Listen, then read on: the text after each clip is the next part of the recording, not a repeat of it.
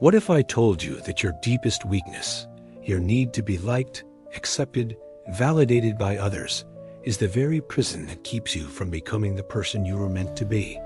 That every moment you spend seeking approval from those who barely know themselves, you're betraying the sovereign within you? If you're watching this, something inside you recognizes that you've been living as a stranger to your own power.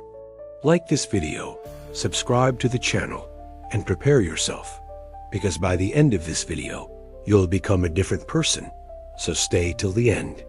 You wake up each morning wearing a mask so familiar, you've forgotten it isn't your face. You smile when you want to scream. You agree when every fiber of your being rebels. You apologize for taking up space in a world that desperately needs what only you can offer. This is the great tragedy of our time, not poverty, not war, but the mass unconsciousness of souls who have forgotten their own names. You have become what Carl Jung called a statistical man, existing not as an individual, but as an average of collective expectations. Listen carefully. Every time you suppress your authentic response to choose what others might approve of, you commit a small act of self-murder. Every time you dim your light to make others comfortable in their darkness, you participate in your own eclipse. But here's what Machiavelli understood that most never will. Power doesn't come from being loved by everyone. It comes from being feared by your own mediocrity. The prince who seeks to please all men pleases none, including himself. Your desperate need for approval has made you weak, predictable, manipulable. You feel it, don't you? That hollow ache in your chest when you realize you've spent years performing a character that isn't you. The exhaustion that comes from constantly shape-shifting to fit into spaces that were never meant for your soul. You've become a people pleaser, a conflict avoider, a chronic apologizer for your own existence. This pain you feel, this sense of being unseen, unheard, unvalued, isn't a defect in you. It's your psyche screaming that you've abandoned your post as the sovereign of your own life. Your authentic self is buried beneath layers of conditioning, desperately trying to signal its presence through anxiety, depression, and that persistent feeling that something vital is missing. Jung called this the persona, the mask we wear to navigate social expectations. But you've worn it so long, you've forgotten it's removable. You've mistaken your performance for your identity, your compliance for your character. The cost? You've become dangerously weak, dangerously available to anyone's agenda but your own. From the moment you drew your first breath, the world began its patient work of domestication. Family systems that rewarded conformity over authenticity. Educational institutions that punished questions and celebrated compliance. Social hierarchies that demanded you earn your place through perpetual performance. Machiavelli observed that most men live their entire lives never questioning whether the rules they follow actually serve them. They accept the game as given, never realizing they have the power to change the rules or refuse to play entirely. You were taught that goodness equals agreeableness. That strength means never showing vulnerability. That success requires sacrificing your soul on the altar of others' expectations. These weren't truths, they were control mechanisms designed to keep you manageable, predictable, small. Consider how masterfully you've been programmed. You apologize for your opinions before stating them. You ask permission for things that are your birthright. You sacrifice your needs to avoid the discomfort of disappointing others. You've become what Jung termed unconscious, living not by your own values, but by internalized voices of authority figures who themselves were unconscious.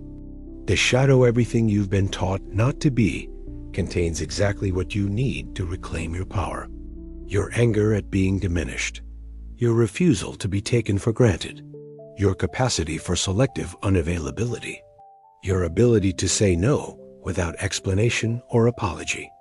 But society fears your shadow because it fears conscious, self-directed individuals. It needs you weak, scattered, constantly seeking external validation. A person who knows their worth doesn't need to prove it constantly. A person secure in their identity doesn't need everyone's approval. This makes you dangerous to systems built on compliance. Nietzsche saw this clearly. The individual has always had to struggle not to be overwhelmed by the tribe. If you try it, you will be lonely often, and sometimes frightened. But no price is too high to pay for the privilege of owning yourself. Your conditioning runs so deep that you probably feel guilty just reading these words. Part of you wants to close this video to return to the familiar prison of people-pleasing. That resistance is proof of how thoroughly you've been programmed to fear your own power. The machine of society needs your unconsciousness to function. It needs you to believe that your worth depends on external validation, that your safety lies in being agreeable, that your survival requires constant performance. But what if the opposite were true? What if your liberation and your power lies in the exact opposite direction? There comes a moment in every awakening soul when you must choose. Continue the exhausting performance of being who others want you to be, or withdraw into the dangerous territory of becoming who you actually are. Machiavelli understood that true power often requires strategic withdrawal, not from engagement with the world, but from the compulsive need to be available to everyone's demands on your energy, your time, your attention. The prince who makes himself too available becomes common. The one who cultivates selective presence becomes precious. This isn't about becoming cold or indifferent. This is about recognizing that your energy is sacred, finite, and yours to direct. Every yes to something that doesn't align with your authentic self is a no to something that does. Every moment spent performing for people who don't see you is a moment stolen from becoming who you're meant to be. Jung called this process individuation, the journey of becoming undivided, integrated, whole. But individuation requires what seems like selfishness to those accustomed to your compliance. It demands that you disappoint people. It requires that you become comfortable with being misunderstood, judged, even rejected. Here's what they don't tell you about solitude. It's not punishment, it's preparation. In the space between who you've been and who you're becoming, you'll find the raw materials of your authentic power. Your real opinions, unfiltered by the need for approval. Your genuine preferences, unconditioned by others' expectations. Your natural rhythms, undistorted by society's demands. The withdrawal isn't permanent, it's recalibrating. You're not abandoning the world. You're refusing to abandon yourself for the world. You're learning to distinguish between genuine connection and performative availability, between authentic service and compulsive people-pleasing. In solitude, you'll discover something terrifying and wonderful. You are enough. Not when you achieve something, not when someone validates you, not when you finally become what others want, but right now, as you are, in all your imperfect humanity. This realization is dangerous because it makes you uncontrollable. A person who knows their inherent worth doesn't need to earn it through endless performance. A person comfortable in their own company doesn't need constant social validation. A person who has befriended their solitude cannot be manipulated by threats of abandonment, but expect resistance from others and from yourself. People invested in your compliance will call you selfish. Systems dependent on your availability will shame you for having boundaries. Even your own psyche, so accustomed to external validation, will panic at first. This is the hero's journey. You must venture into the unknown territory of your authentic self, face the dragons of social conditioning, and return with the treasure of genuine self-knowledge. The path is lonely because most people never take it. But those who do discover something precious, unshakable confidence that comes not from external validation, but from internal alignment. When you stop performing yourself and start being yourself, something alchemical happens. The energy you once scattered, trying to please everyone, becomes concentrated, focused, magnified. This is what Machiavelli meant when he spoke of concentrated power, not power over others, but power over your own life, your own choices, your own destiny. Jung understood that the integration of the shadow, all the parts of yourself you've hidden or denied, creates what he called psychic energy.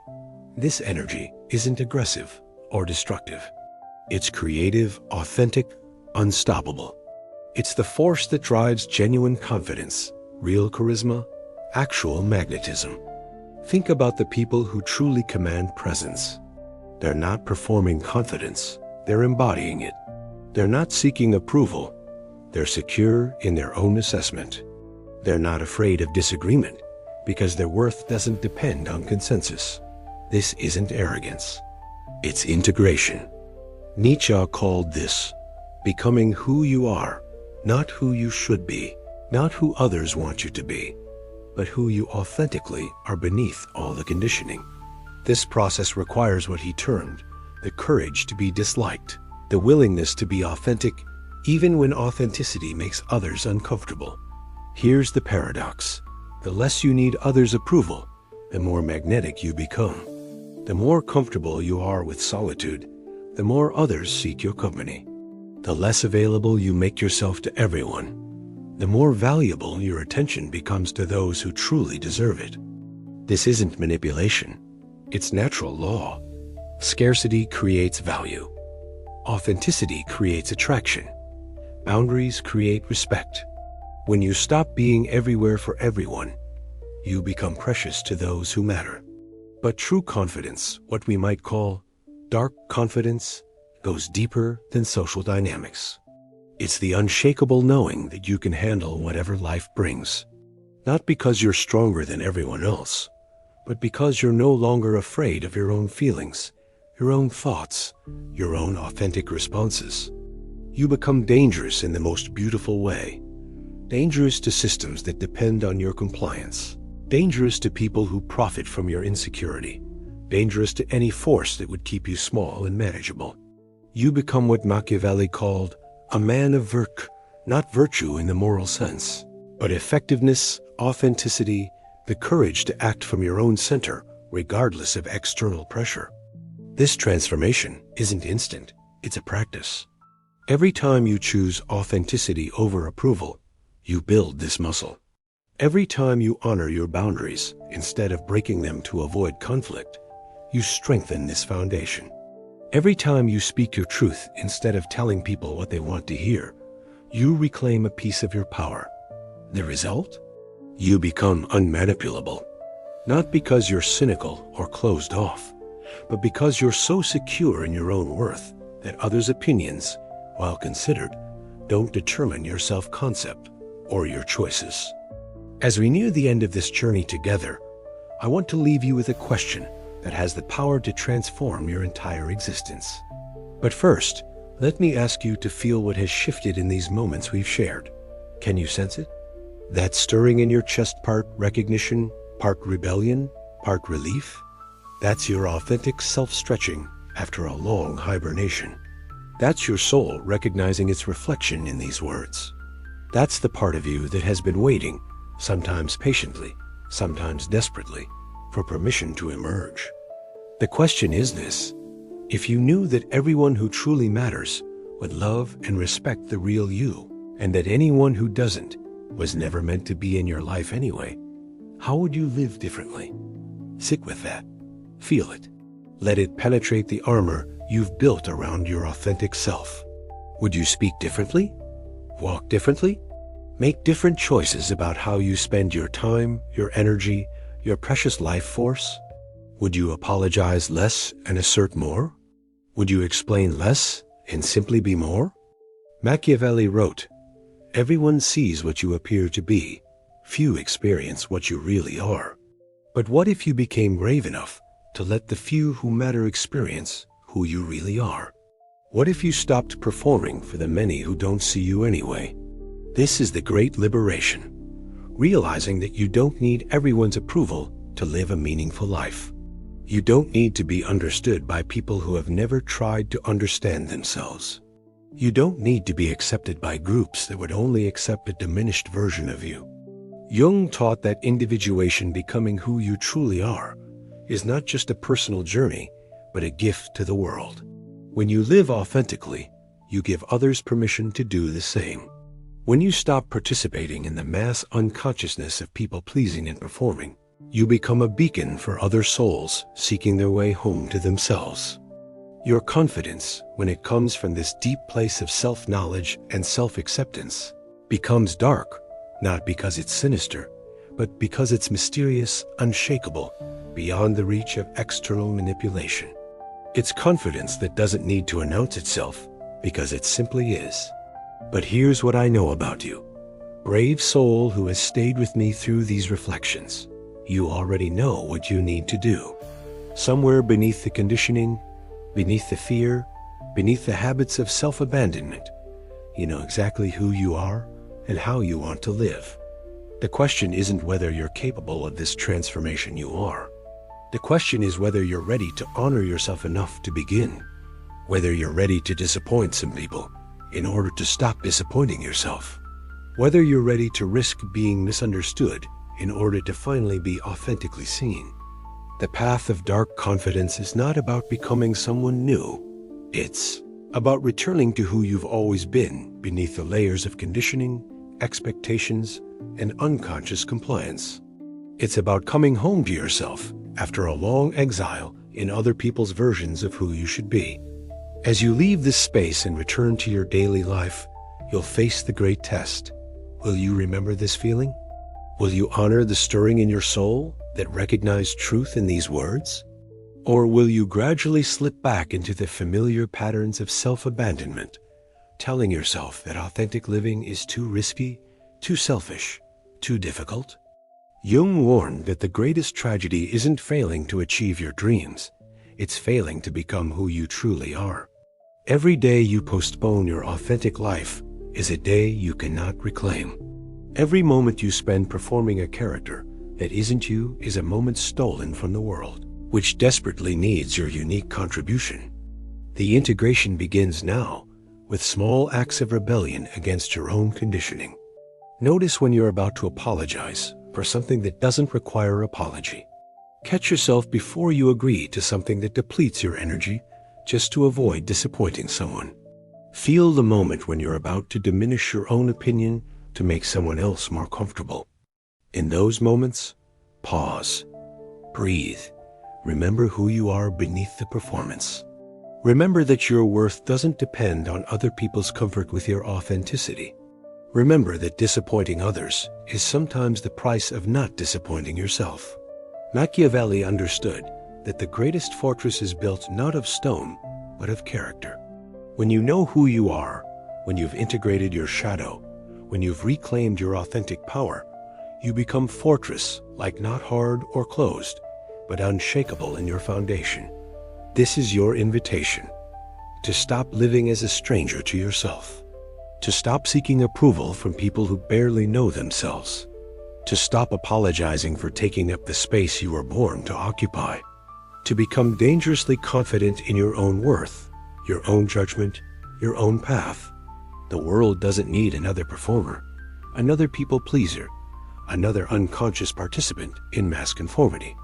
The world needs you, the real you, the authentic you, the integrated you, who has done the sacred work of becoming whole. Your life is not a rehearsal. Your authentic self is not a luxury to be indulged someday when conditions are right. Your power is not something you earn through endless performance. It's something you already possess, waiting to be reclaimed. Rise, authentic soul. The stage of your life awaits not your performance, but your presence. Not your character, but your truth. Not your compliance, but your sovereignty. This is your time. This is your life. This is your invitation to become dangerously confident in the magnificent truth of who you are. If these words have stirred something in your soul, honor that stirring. Share this video with someone who needs permission to be themselves. Subscribe for more journeys into authentic living. And most importantly, begin today, now, in this very moment, the beautiful, dangerous work of becoming who you truly are. The world is waiting for your authentic contribution. Don't keep it waiting any longer.